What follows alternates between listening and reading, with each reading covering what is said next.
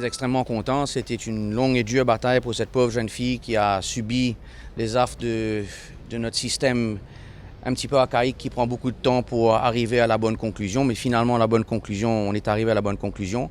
Elle a été déclarée non coupable. Nous l'avons maintenue dès le premier jour. Elle a plaidé non coupable et elle a maintenu son innocence depuis le début.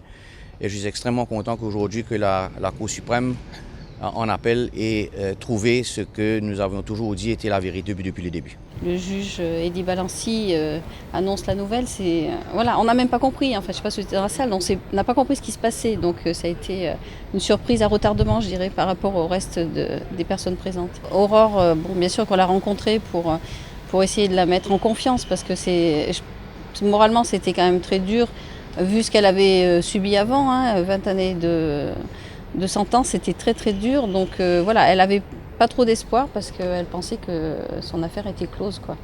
Donc on sommes ravis qu'elle reçoive la bonne nouvelle un petit peu en retardement par rapport à nous, mais bon, on a su que hier que c'était aujourd'hui, donc c'était une grosse surprise. Vous étiez à Maurice depuis quelques jours déjà? Oui, mais on était là justement pour lui remonter le moral parce qu'on savait très bien que voilà, la décision allait se prendre peut-être ces jours-ci, donc on remercie la justice mauricienne d'avoir pu la délivrer pendant notre présence ici. C'est vrai que j'arrive pas encore à l'exprimer. Tant que je ne l'ai pas dans mes bras à l'extérieur, je pense que ça va être compliqué. On espère que les enquêtes qui doivent être diligentées en France arriveront à terme. Ce qui est bon, c'est que la Cour d'appel, dans son jugement-là, il fait beaucoup d'analyses. Il y a une grande appeal qui n'est pas une fin successful. Il y a une grande qui est une fin successful. Et en grosso modo, c'est qu'il prend en considération dans le jugement au gros Kwasi, c'est l'appréciation évidence. Et qu'appréciation évidence, il base beaucoup fait. Il analyse comment gros Kwasi, il prépare son voyage, quand il finit de Maurice, comment il behave, qui se conduct, qui se reply.